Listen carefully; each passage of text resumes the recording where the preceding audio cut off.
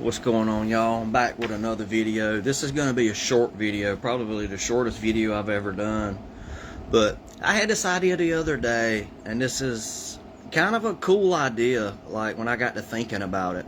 So I was thinking about secondhand smoke. And so first of all, so Adam and Eve, a lot of people say that it's not fair that the choices of two people could affect everyone else, or could affect others from their choice, trickle down and affect others. I've heard people make that argument. So I was thinking about secondhand smoke, because that's really the same thing that's going on. And I'm not attacking smokers. I used to smoke. My point is not to attack smokers. I got a deeper meaning that I'm building up to. But so cigarette smoke, the secondhand smoke. Let me just go over a few facts real quick. There's over 7,000 chemicals in cigarette smoke, and at least 70 are known carcinogens. That means there's cancer causing, like benzene, formaldehyde, arsenic, vinyl chloride. There's a lot of cancer causing chemicals in smoke, in cigarette smoke. Carbon monoxide, tar, and fine particles can damage lungs and blood vessels. So this is the health risk for adults. Heart disease, it increases. So when somebody smokes around other people, it increases, that secondhand smoke increases that person's risk of getting heart disease by 25 to 30%. It increases that person's chances of getting lung cancer by 20 to 30%. Stroke gives a higher risk. Even with short-term exposure, it increases your risk of having a stroke. Your respiratory problems, it contributes to chronic cough, bronchitis, worsening asthma. All right, now let me run through the ones for children real quick, and then I'll move on to my main point. For children and infants, secondhand smoke is strongly linked to sudden infant death syndrome. If asthma, contributes to more frequent and more severe attacks. Secondhand smoke in children can increase higher rates of middle ear infections, and it reduces lung function and development. Even brief exposure, like sitting in a smoky room for 30 minutes, can cause measurable damage to blood vessels and increase clotting risks. So this is my main point. It's not to attack smokers, even though I feel like I do have the right to breathe clean air, and a lot of times I'm in situations to where I don't have that right. People infringe on my right for clean air.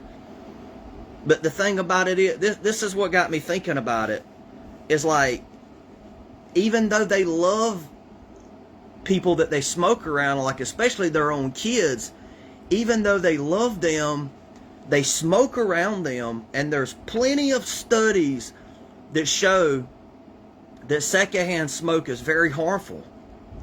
I was talking to somebody about this the other day, and they said they didn't believe it. They didn't believe that secondhand smoke was that harmful, that it increases their heart disease, chances of heart disease and lung cancer by like 25 and 30%, and causes all these issues and how dangerous. They said they didn't believe it.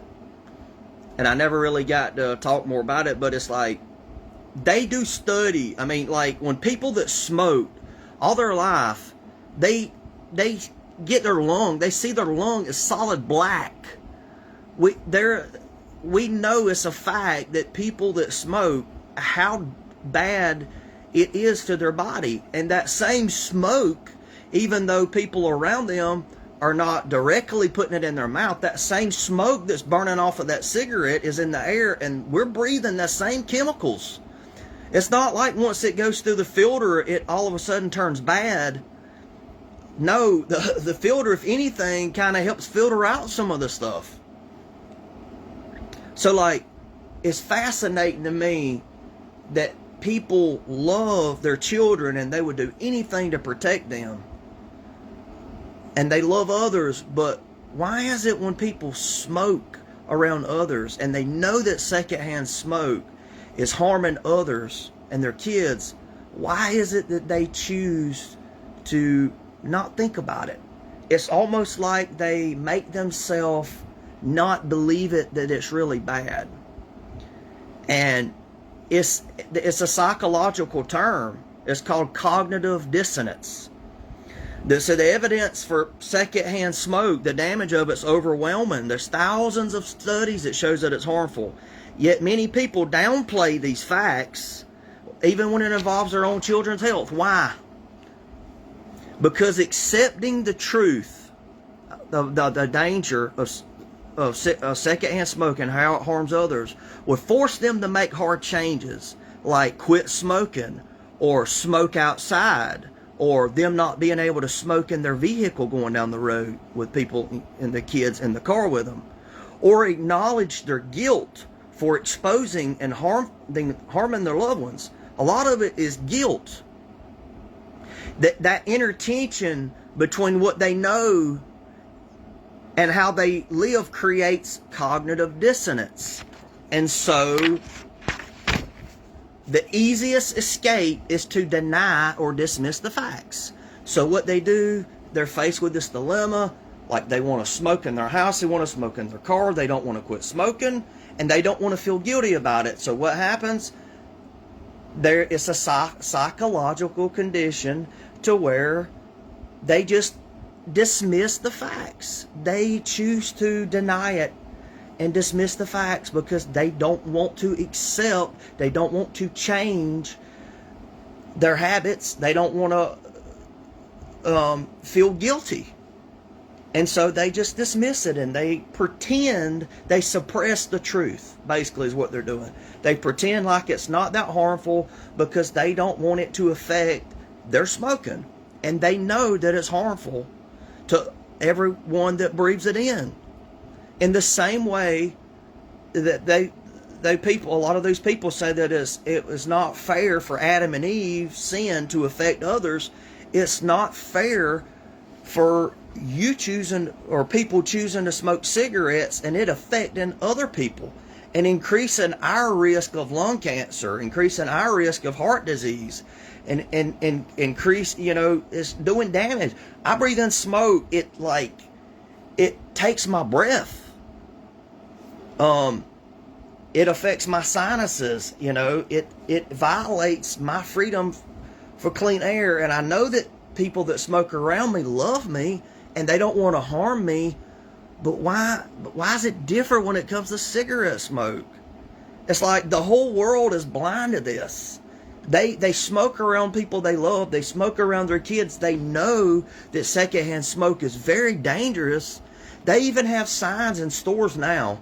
It doesn't say secondhand smoke may cause cancer, may cause heart disease or whatever. It says it can. There's no safe level of secondhand smoke. And so that's cognitive dissonance.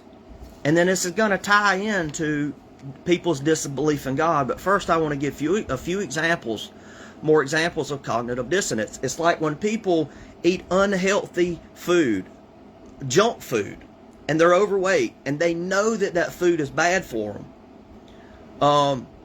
They block it out of their mind because they don't want to have to live with the guilt. So they downplay it like it's not that bad.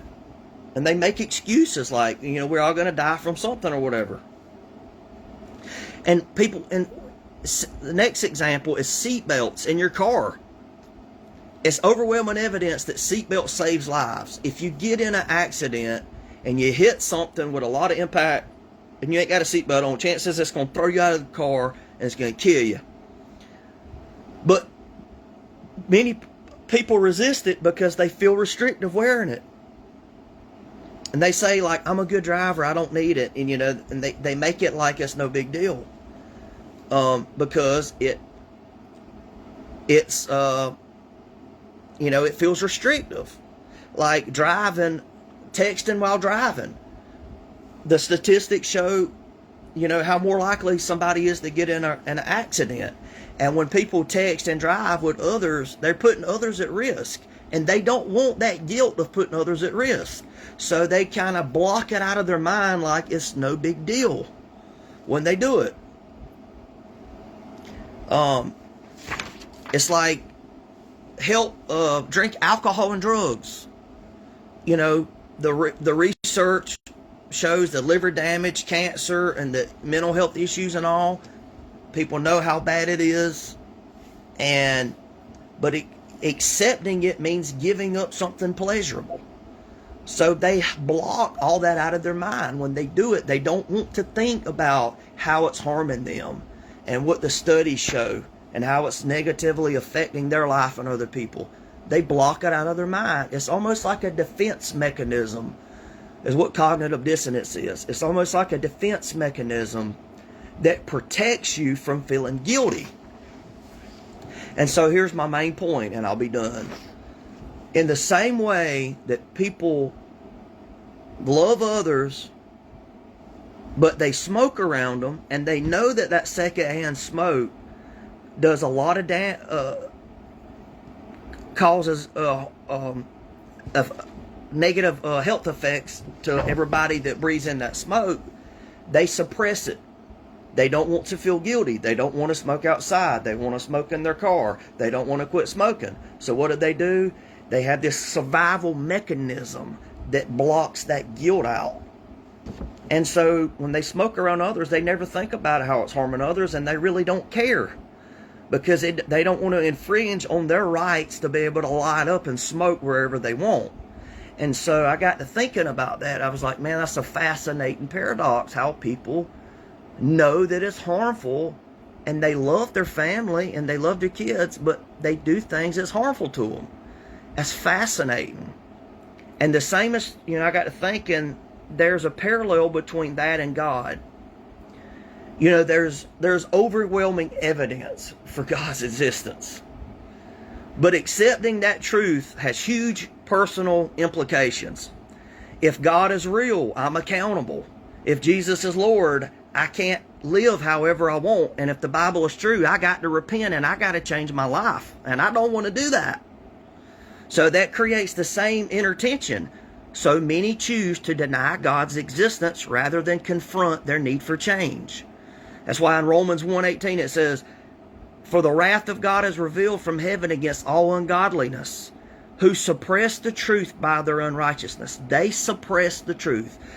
God's existence is made plain by His creation, and the Bible says they are without excuse. They suppress the truth. Just like people that ignore overwhelming evidence that secondhand smoke harms others because it's uncomfortable to face, many people ignore the evidence for God because it would demand they change their lives. So many people reject God not because the evidence is weak or there's insufficient evidence, but because the consequences of believing are uncomfortable. There's sufficient evidence that secondhand smoke harms everyone who breathes it in, and it increases their chances of lung cancer and heart disease and damaging their blood vessels and causing all other kind of issues. There's overwhelming evidence that it harms other people, but because of cognitive dissonance and because people don't want to stop smoking and they don't want it, they want to be able to smoke in their car and all, and they know it harms others, they dismiss it and just pretend like it doesn't exist out of self-preservation of feeling guilt. In the same way that there's overwhelming evidence that secondhand smoke is dangerous and harms others, there's overwhelming evidence for God's existence. But to have to face that and to have to change their life, they suppress the truth. That's the same concept. Just something for y'all to think about. Thanks for watching.